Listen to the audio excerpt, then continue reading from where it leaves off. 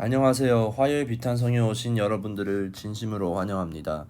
오늘 우리가 함께 볼 말씀은 요나서 3장 3절부터 4절의 말씀을 함께 보도록 하겠습니다. 제가 기도하겠습니다.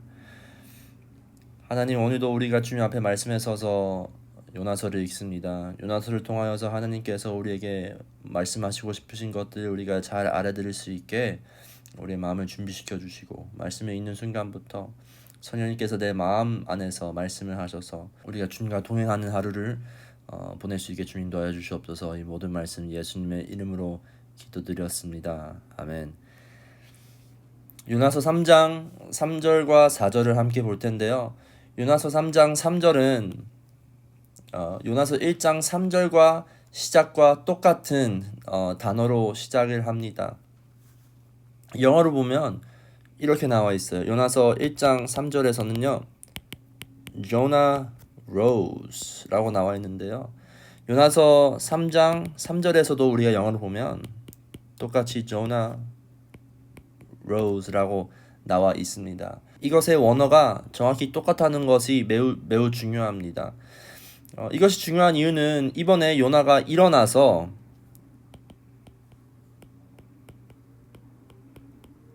하나님의 말씀에 반대로 멀리 도망가서 알려주지만, 이번에는 일어나서 무엇을 하죠?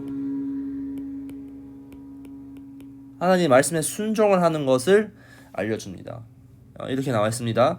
요나는 주님께서 말씀하신 대로 곧 길을 떠나니 니느웨로 갔다. 이제 드디어 니느웨로 갑니다. 계속해서 있습니다. 니느웨는 둘러보는 데만 사흘 길이나 되는 아주 큰 성읍이다 라고 이야기를 합니다. 우리가 4절도 계속해서 읽을까요? 요나는 그 성읍으로 가서 하룻길을 걸으며 큰 소리로 외쳤다. 40일만 지나면 니느웨가 무너진다. 아멘.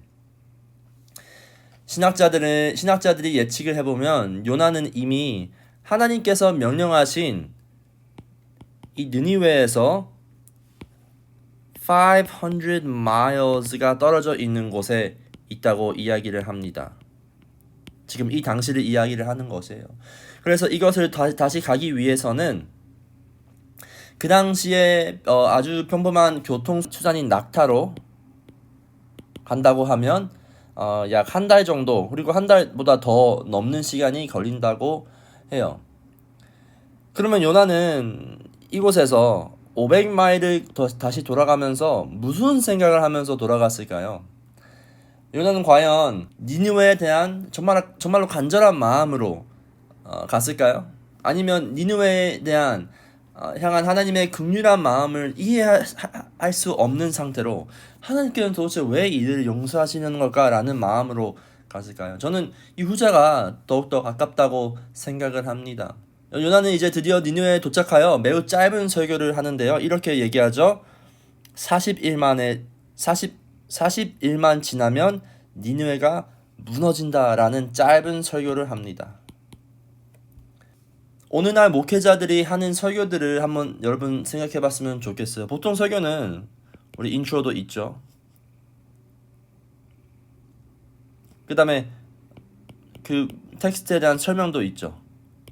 또한 그것을 설득하는 말도 있고요. 마지막으로 회개하라고 회개로 자리로 부르는 설교도 있어요. 하지만 요나의 설교는 이것이 전혀 들어가지 않고 그냥 결과만 그들에게 알려줘. 그 결과는 또 무슨 결과예요? 40일만 지나면 니느웨가 무너진다. 여러분, 이 설교는 어떻게 들리나요? 정말로 요나가 니느웨에 향한 긍휼한 마음이 느껴지시나요?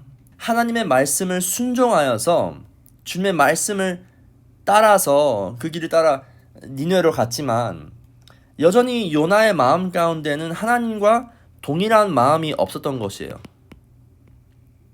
하나님의 마음은 니느웨에 향한 긍휼한 마음이었지만 아직까지 요나는 이것에 충분히 이해를 하지 못했던 것이죠. 요나는 방금 전까지 바닷속 안에서 하나님의 큰 은혜를 경험했지만 이 설교 안에서 우리가 느낄 수 있고 볼 수 있는 것은 여전히 요나는 니느웨에 향한 동일한 은혜를 주지 못하고 있는 것이에요. 오히려 그들이 무너지길 원한다라는 마음도 우리는 이 설교 통해서 느낄 수 있어요. 우리는 어떤가요?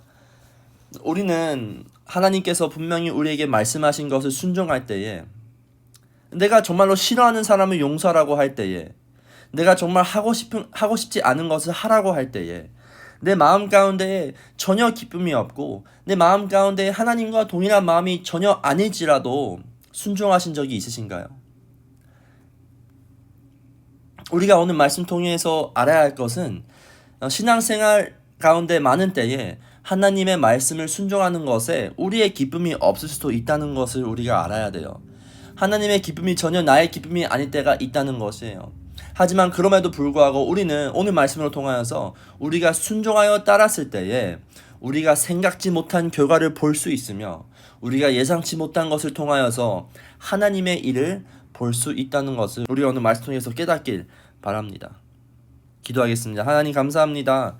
요나서를 통하여서 우리 마음 가운데에 때로는 기쁨이 없을지라도 우리가 하나님의 말씀을 하신 대로 우리도 일어나서 그 길을 떠나 갈 수 있는 용기와 믿음을 허락하여 주시옵소서. 이 모든 말씀 살아계신 예수님의 이름으로 기도드렸습니다. 아멘.